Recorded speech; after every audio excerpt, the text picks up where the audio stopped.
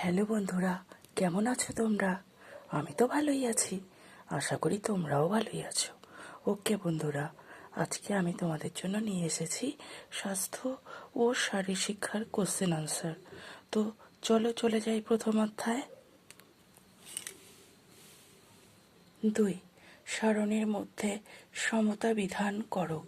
বাঁ দিকের সঙ্গে ডান দিকের অংশ মেলাও। ক. অশোক চক্র। অবাধ অগ্রগতি সর্বক্ষণের। খ. ত্রিবর্ণ রঞ্জিত জাতীয় পতাকা। গ. সবুজ রং সুজলা সুফলা সমৃদ্ধ ভূমি ও তারুণ্যের প্রতীক। ঘ. গেরুয়া রং স্বাধীনতা ও সূর্যের প্রতীক। ঙ. সাদা রং শান্তি ও পবিত্রতার প্রতীক। চ. নীল রং সমুদ্র ও আকাশের রঙের সঙ্গে মিশে যায়। ছ. অশোক চক্রের 24টি কাঁটা দেশের সর্বক্ষণের দেশের উন্নতি ও অগ্রগতির প্রতীক। 3. বহুর মধ্যে সঠিক উত্তরটি খুঁজে বার করে রাইট চিহ্ন দাও। 1.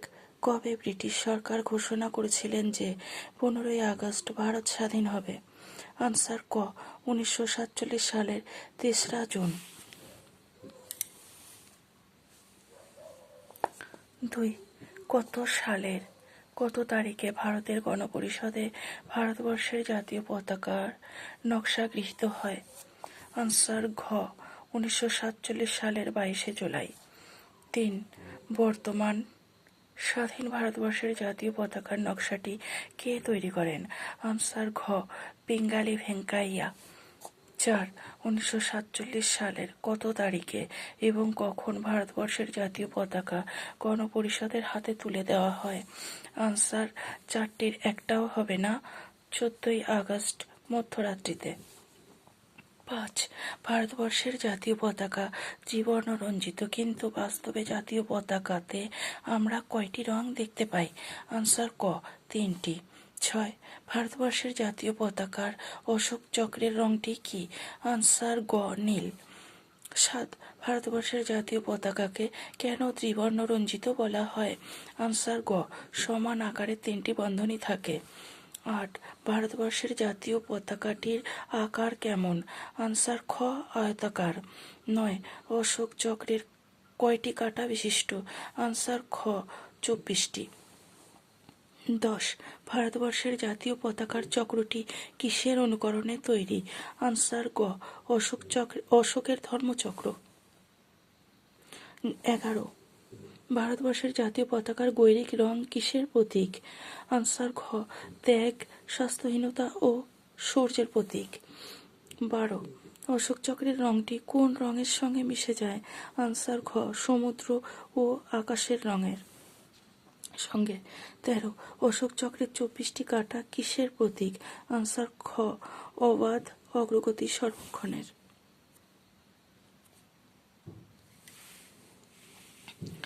14.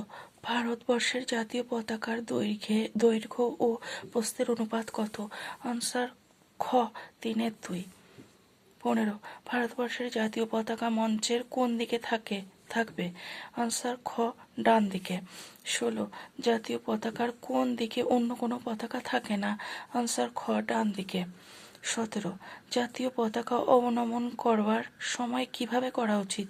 আনসার ক. দ্রুত গতিতে। 18. জাতীয় শোক প্রকাশের দিনে জাতীয় পতাকা অর্ধনমিত করে রাখার পদ্ধতি কি? আনসার গ. জাতীয় পতাকা প্রথমে সম্পূর্ণ উঁচুতে তুলে তারপর দণ্ডের অর্ধেক পর্যন্ত নামানো। 19. কোন দিনে জাতীয় পতাকা অর্ধনমিত রাখবার নিয়মটি মানা হয় না? আনসার খ. জাতীয় পালনীয় দিনে। 20. কোন কোন দিন সর্বসাধারণ জাতীয় পতাকা ব্যবহার করতে পারেন? আনসার গ. ক এবং খ উভয়ই। 21. জাতীয় পতাকার উপরের দিকে থাকে? আনসার গ. গেরুয়া। 22 জাতীয় পতাকার সাদা রং কিসের প্রতীক? আনসার ঘ শান্তি ও পবিত্রতার প্রতীক। 23 1947 সালের 14ই আগস্ট কখন ভারতের এই জাতীয় পতাকা জাতির উদ্দেশ্যে গণপরিষদের হাতে তুলে দেওয়া হয়? আনসার ক মধ্যরাত্রিতে। 24 বিবৃতি এ মঞ্চের ডান দিকে থাকবে জাতীয় পতাকা। বিবৃতি বি জাতীয় পতাকার ডান দিকে অন্য কোনো পতাকা থাকবে না। আনসার ক বিবৃতি এ সঠিক এবং বিবৃতি বিও সঠিক। 25 বিবৃতি এ রাষ্ট্রীয় বা সামরিক ক্ষেত্রে গুরুত্বপূর্ণ ব্যক্তির অন্ত্যেষ্টির সময়ে বা তাদের মৃতদেহ বহনের গাড়ি বা কফিন ঢেকে দেওয়া হয় জাতীয় পতাকা দিয়ে। পতাকার গেরুয়া অংশটা থাকে কফিন বা ওই ব্যক্তির মাথার দিকে। বিবৃতি বি জাতীয় পতাকা কখনো কবরে ছোঁয়ানো যায় না বা চিতায় দেওয়া যায় না। আনসার ক বিবৃতি এ এবং বিবৃতি বি উভয় সঠিক। 4 দু একটি বাক্যে উত্তর দাও। ভারতবর্ষের জাতীয় পতাকার দৈর্ঘ্য ও প্রস্থের মাপের অনুপাত কি হওয়া উচিত? আনসার ভারতবর্ষের জাতীয় পতাকার দৈর্ঘ্য ও প্রস্থের মাপের অনুপাত 1.5 গুণ হওয়া উচিত। খ কবে বর্তমান ভারতের জাতীয় পতাকা গণপরিষদের হাতে তুলে দেওয়া হয়? আনসার 1947 সালের 14ই আগস্ট মধ্যরাত্রিতে এই পতাকা গণপরিষদের হাতে তুলে দেওয়া হয়। গ কবে ভারতের গণপরিষদে ভারতের বর্তমান ত্রিবর্ণরঞ্জিত জাতীয় পতাকার নকশা গৃহীত হয়? আনসার 1947 সালের 22শে জুলাই ভারতের গণপরিষদে জাতীয় পতাকার নকশা গৃহীত হয়। ঘ জাতীয় পতাকার প্রতি আনুগত্যের শপথটি লেখো।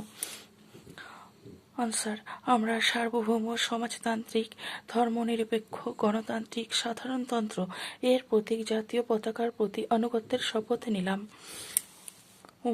কি ধরনের জাতীয় পতাকা উত্তোলন বেআইনি? আনসার ছেঁড়া ফাটা কিংবা বিবর্ণ জাতীয় পতাকা উত্তোলন বেআইনি। চ বিদ্যালয়ের ক্রীড়া প্রতিযোগিতায় ভারতবর্ষের জাতীয় পতাকা কি উত্তোলন করা যায়? আনসার হ্যাঁ যায়। 5 উপযুক্ত শব্দ বসিয়ে শূন্যস্থান পূরণ করো। ক ভারতের জাতীয় পতাকার সাদা রঙের অংশটির আনসার মাঝখানে নীল রঙের 24টি আনসার 24টি কাঁটা বিশিষ্ট চক্র বসানো থাকে।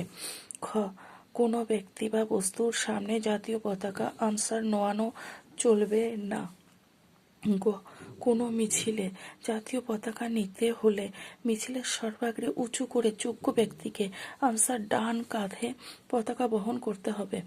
ঘ জাতীয় শোক প্রকাশে জাতীয় পতাকা অর্ধনমিত থাকার দিনেও জাতীয় পতাকা প্রথমে সম্পূর্ণ আনসার উঁচুতে তুলে তারপর দণ্ডের আনসার অর্ধেক পর্যন্ত নামাতে হবে।